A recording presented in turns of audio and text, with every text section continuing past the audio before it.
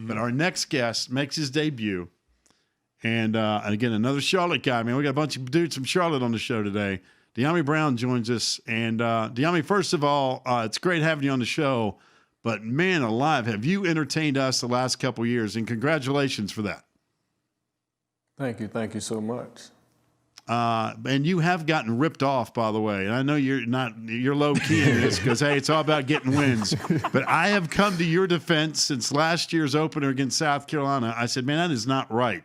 How in the world are the fans voting and not giving number 2 more awards? But you have been awesome. And your entire collection of wide receivers at that school and Sam tossing all over the yard, man, it's got to be fun coming to work on Saturdays, right? You know he's going to get you the football. Oh, yeah, for sure. Throughout the week, every day through practice, just seeing the ball being caught, it's a visualization before it even happened in the game. So it's just something that we practice. Dyami, what's been the look, there's all sorts of different angles we could go here, but having a guy like Sam Howell, and by the way, another Charlotte guy for that matter, and yourself, Daz, Garrett Walsh, it gets to a point now Chaffrey's on the team, your younger brother. You guys are slinging it to just about everybody. Is it a fight in the huddle? Hey, now Sam, over here, get it to me. What's that like? Is there a bunch of litigation that goes on? Oh, nah, not too much that goes on, but it's a whole lot of us that be open. So around that time, just Sam has to choose. So you have the quarterback always go through their reads, but at the end of the day, it's somebody that you throw it to, whether it's the running back, Michael Carter, Javonte Williams, Daz, Garrett, Chaffrey, whoever's open at the time, whoever he wants to throw the ball to, he could throw it to any one of us. By the way, you mentioned the running backs. Not like those guys are slouches either, right? Listen, you guys have so many weapons offensively. It's just kind of crazy what you can play with. It's almost as if it's a shame you only have one ball to play with. Oh, right, yeah. There's only one ball that we could play with, so we had to share it. Whenever the ball comes to him, we make the plays that we need, so can't complain about it. We have some monster backs. Javonte Williams, he's a grown man out there, and then you have Michael Carter, who can pretty much do the same thing, but just more versatile with it. I want you to take us through, we see these catches, right? The one Saturday against Wake Forest is just bananas. Take us through a great catch. What do we need to know about these catches you're making or any of these other guys? Is there a specific technique? Is there a focus point to this? What are you thinking? Ball's in the air going down the field. You know the guy's in your pocket. You know he's going to battle you. For people who don't think there's contact, they're crazy. There's a ton of contact. So what's the key elements for you in making one of these great catches? Well, for me, I was always taught see ball, get ball. And that's something that I do, so you have to attack the ball. And then right after that, it's just the concentration of it. You have to see the ball the whole way. Because sometimes if you take your eyes off the ball, you can miss it. So see ball, get ball, attack, and then concentrate.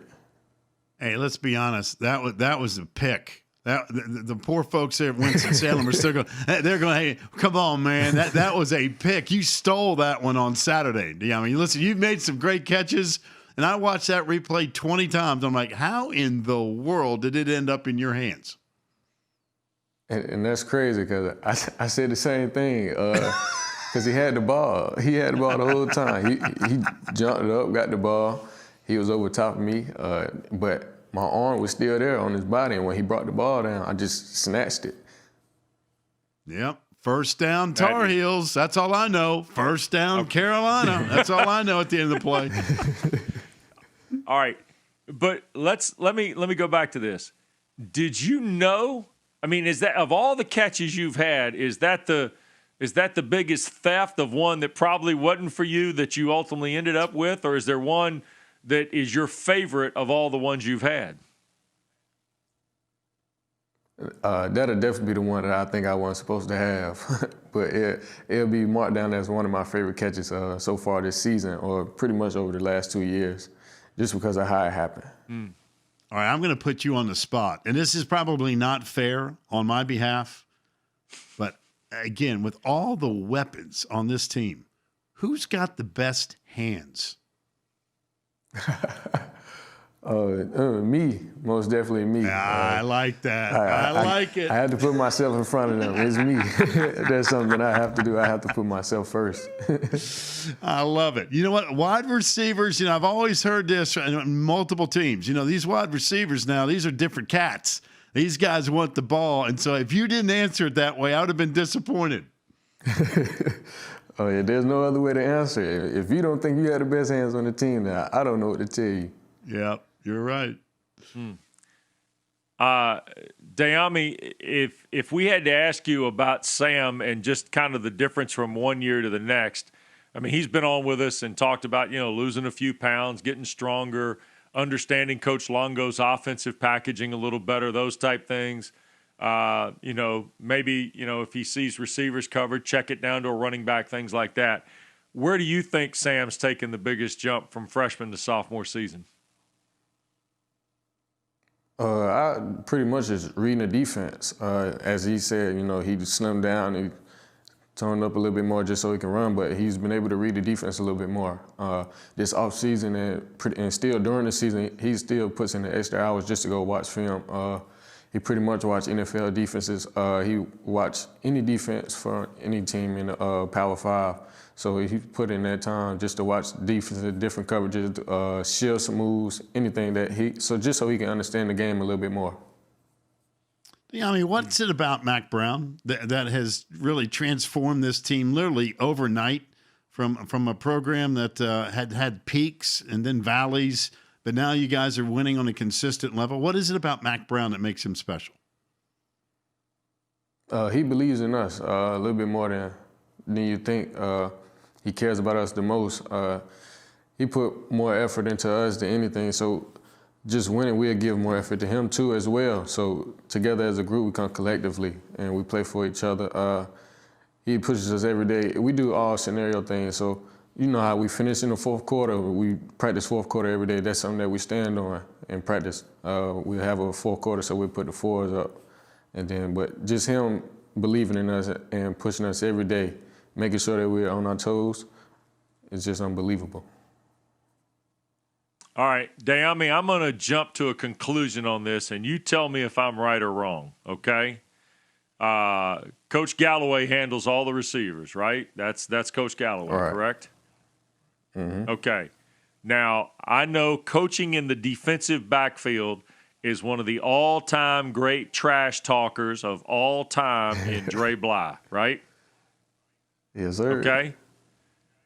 So, has it ever occurred where all of a sudden you wide receivers will start going through a drill and all of a sudden Dre Bly pops up on the other side saying, you can't make it on me? Does Dre Bly ever step in and say, all right, let's see what this is about now, right? Nah, he ain't never jumped in the drill, but I know after a couple one-on-ones, he'll come over and tell us. He said, if that was me out there, you wouldn't be able to do nothing. And he'll tell us right to our face. Sometimes during the drill, he call it out. He say, I'm winning, I'm going to win this one. He'll call it out for us. Hey, you know what? Let me tell you something. He wants no piece of you dudes now. I know this. He wants no piece of it. He was great in his day, but it is a different animal now. I'm just telling you. You guys, he wants no piece. I mean, he could run his mouth all he wants, but he has no intention of getting in the ring. I'm just telling you. Not this crew. Yeah. Oh, no. His feet has to be faster than his mouth with that one. Yeah. That's exactly right. That is exactly right. Hey, I want to close at least for me on this. You guys have become kind of the uniform machine this year. I mean, you guys have had all sorts of different combinations of jerseys, and last week even went old school, took a nod back in the day to Coach Thigpen and Coach Bly with all the bold stripes and the helmets and things like that. Is there one that you like better than the others? Oh, the throwback that we just put on, that's at the top right now. But I want to say last year one of the best uniforms that we had was the all navy. The helmet was chrome with navy, and then just all of it put together with the Carolina blue. Just a little tad bit of the accessories with the Carolina blue. It kind of set it off. No. Dyami, no. All right. No, you lost me on that one. I was with everything you said so far in this interview. I was buying, but I'm not buying you guys dressed up like Duke. Not the all I'm Navy. sorry. Not the all Navy. Not when you got your arch rival down the road wearing the same color. Now, come on, man. That baby blue is separate. That baby blue is different, man. Only you guys. I mean, Ole Miss is running their mouths about we got the sweetest looking blue. No, you don't. There's only one powder blue. There's only one powder blue. So I'm not going to buy the Navy. But nevertheless, here's what I want to ask you. We do this for every student athlete. Every student athlete that's ever been on this show. I want to know, during your career at the University of North Carolina, what has been the hardest class that you've had? The hardest class? Ooh. I'll probably say it had to be a history class. I think I took history 128. That was probably the hardest class that I've taken. And why is that? What was so hard about it? We had to do so many papers, and the papers be real long, at least up to 10 pages. I don't know what you could talk about for 10 pages, but that's the hardest that I ever had to do. And then when you take the exam, all you have is straight short answer questions. Oh, straight boy. short answer questions. That's trouble. By the way, who does your hair? Who's in charge of the hair? I had one of my close friends do my hair, Jalen Murray. She actually plays on the women's basketball team. Really? Is that an exclusive deal with your hair, or does she also do everybody else? So you tell me. I mean, you got what's the deal on that? It's exclusive right here. Oh, that's what I'm talking about. Well, listen, keep up the great work, man. You guys are fun to watch, and obviously the world's going to be watching the next time when you come out there, because it's Notre Dame and North Carolina the day after Thanksgiving, and I know we'll talk about that game a bunch next week, but stay healthy and keep up the good work, man. Yes, sir. Thank you for having me.